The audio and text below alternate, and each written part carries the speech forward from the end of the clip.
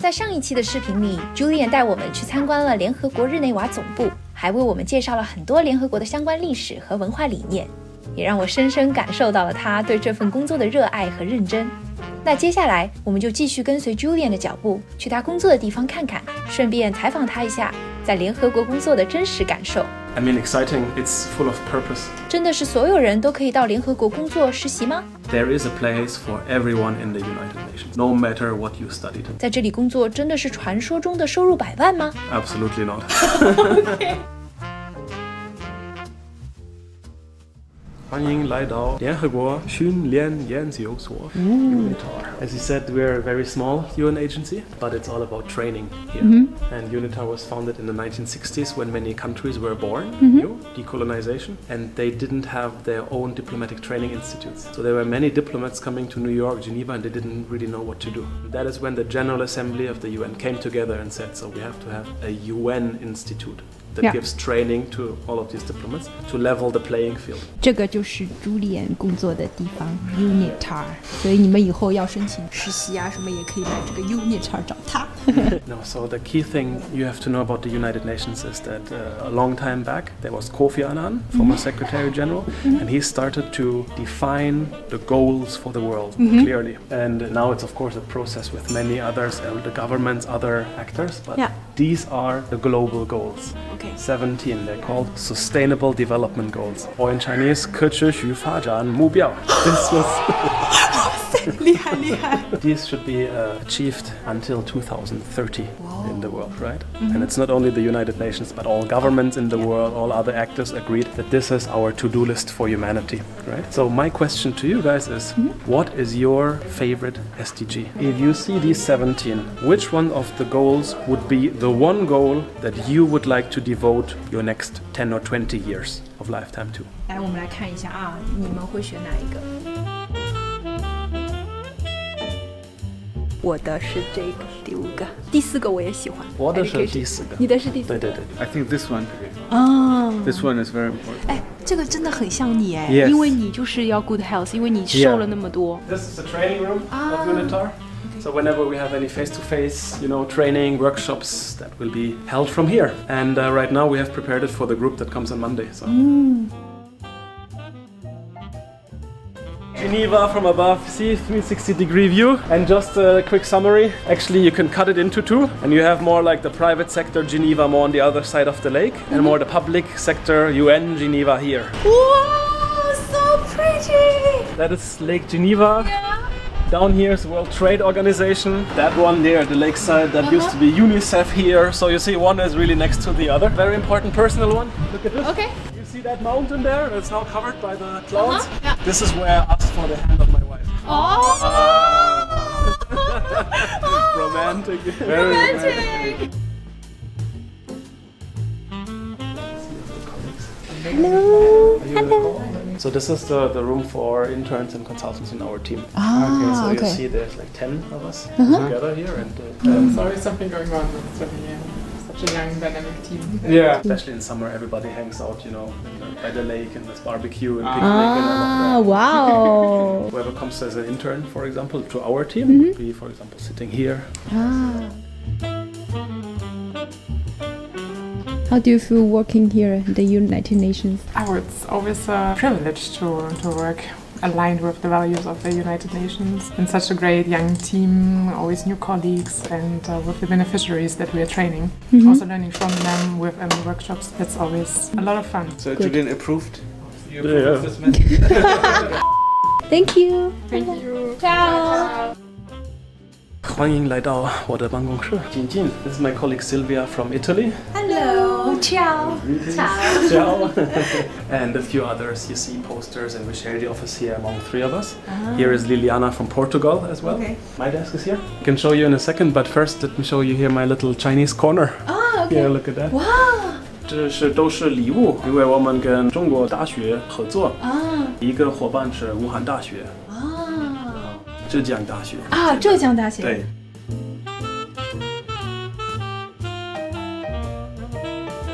哎，有什么大连来的东西？这是从大连来的礼物。对。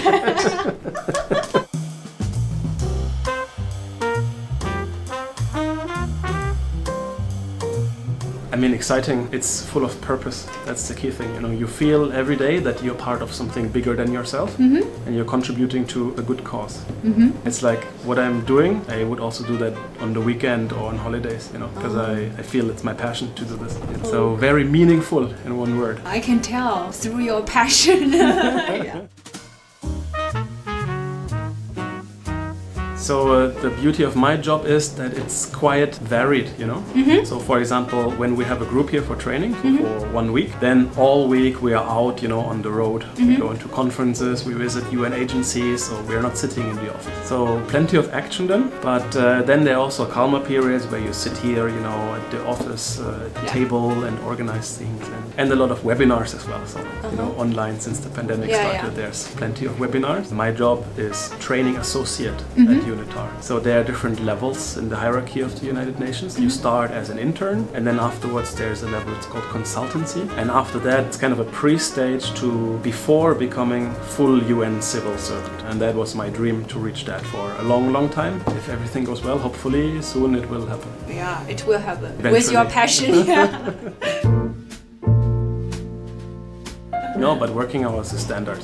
You arrive at 9 a.m. in the morning and you end at 6. Oh, so you don't have like some 9-9-6 working hours system? No. No And overtime? Yeah, I mean, it depends, of course. If you have like a peak season and there's a lot of, you know, work to be done, then of course there's overtime and also working on the weekends and things if it's necessary. But overall, it's certainly not like an attitude or something that is required of us to work, you know, 9-9-6 or anything like that. When it comes to the working hours and everything, I must say that I'm convinced, personally, increasing the working hours does not necessarily mean increasing your productivity. It actually might be much better for your productivity sometimes if you work less, but you have a more balanced lifestyle, or, you know, more free time, or more time for your kids or hobbies or whatever it is. Yes, they can more focus on their hobbies and their family. I think this is kind of thing that my audience also wants to listen. And then they will forward this video to their boss. See? Of course it goes two ways, right? Yeah. I mean, it doesn't mean that, you know, lean back and do nothing, and then, you know, if you work, the more you work, the more productive you are. It goes to a certain level, but not to in the extreme. Is it true that the UN staff can earn millions a year? Absolutely not. Okay. This I can guarantee you. If this question is private, you don't need to answer. No, I'm happy to answer. Oh, really? Thank you so I'm much. a very personal, open person. Okay. So the answer is no. You cannot earn millions and millions in the United Nations. Yeah. And frankly, if money is your motivation, maybe it's totally fair. But then the United Nations is not the right place for you. If you want to make money, then you would have to go to the private sector or to some other sort of foundation or whatever it is. No, at the United Nations, most of the people that work here, they are driven by, you know, a cause that is greater than themselves. Be it, you know, gender equality, or, you know, contributing to zero poverty or hunger or whatever it is. My personal cause is quality education. Strengthening the spirit of international cooperation. This is what gets me going. In terms of salary, so it depends on which level you are. And it also depends very much where in the United Nations system you are. At the bottom you have the internships. Some internships are unpaid in some UN agencies, so that is quite tough. And at UNITAR, for example, for an intern is 700 per month. There's also a lot of remote internships. That means if you are somewhere in another country and you still get 7 a month, it might be worth much, much more where like you are. Working online, Exactly. Right? Oh. So in that sense, there is now more chance to, you know, fair inclusion.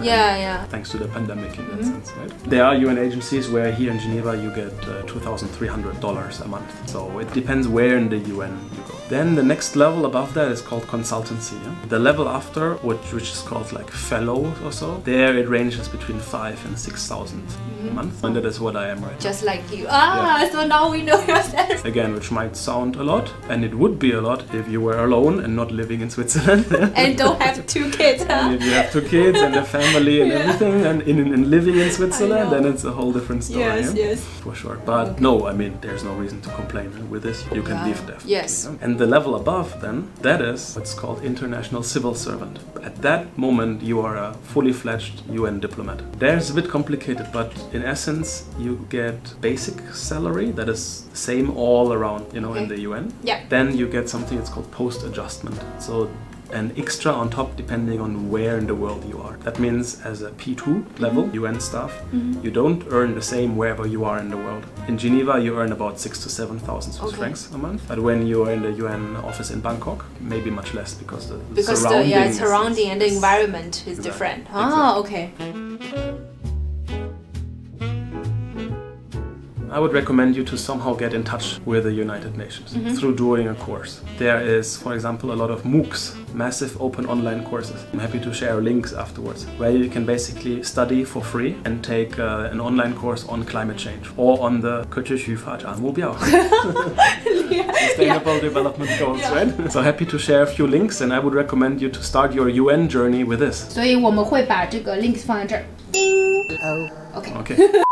Now the next thing is, of course, if you have the chance, I would recommend you to be physically close to the United Nations. If you have the chance to come to Geneva, to New York, or also to a small UN agency, you know, that is based in Beijing, to their offices. Really? I mean, there are plenty, Beijing? of course. Oh, of course. There must be UNDP, you know, UN Women. There must be in Beijing also. Oh. They might not have like a big Palace of Nations there, but you do have like department for there. Sure, oh, for okay. Sure. So try to be physically close there, you know, see whether there's an event they organize, you know, whether you can attend the event. Try to volunteer wherever you can. Approach the people perhaps and say, how can I help? Don't ask, what can the United Nations do for me? Ask what you can do for the United Nations. Yes. I have one question. So what is the difference like between UN in Geneva and the UN in New York? I mean, it's difficult to make like clear-cut distinctions because everything overlaps. But roughly you could say the UN in New York, they're dealing with hard politics. War, military, you know, counter-terrorism, the peacekeepers, the blue helmets, you know, that's all done in New York. Whereas Geneva, it's the soft politics,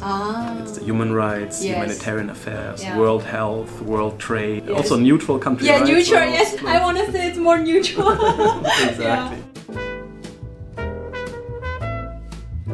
The first thing I would recommend you is to really start a little self-reflection. Think about your why. Okay. Why do you want to get an internship in the United Nations? For me, UN woman. Exactly. Because you're asking me. There you go. That is exactly what I want you to get at. I mean, think, what is your passion? What is the greater cause that would somehow motivate you? Perhaps you had a formative experience in your childhood.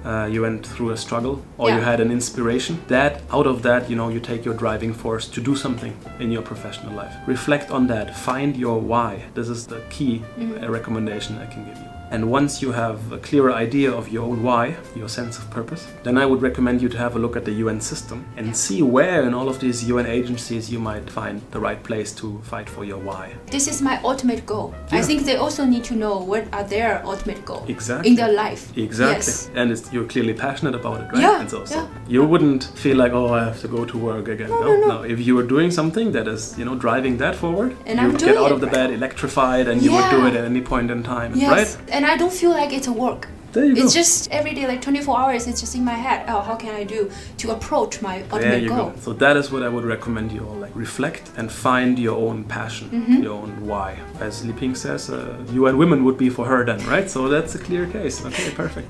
When you know that, step 3, basically, well, apply. Go for it. So online, right? Online, you may, you know, research online, for example, the UN agency's name plus vacancies. And you immediately arrive at the page at, you know, UN Women's internship opportunities.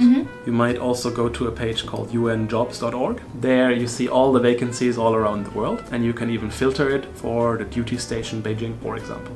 And you see what internship opportunities in that system is there in Beijing. And applying, I mean, it's a whole science. Of course, you have to write your CV well, and you have to write a proper motivation letter, and you should also not send out one and have the highest hopes and nothing comes back. But it should be a sustained effort. You should, during 3, 4, 5 months, perhaps 6 months, send out several applications wherever it fits. And if you have the chance, try to be somehow close to that agency and meet the people there, have a coffee, get an idea of what is needed. Always offer. Proactive, generous. I mean, you have to come across honest, obviously. If you come in and say, this is all for my career, I want to get the reputation or the money or whatever, I mean, you will not end up here.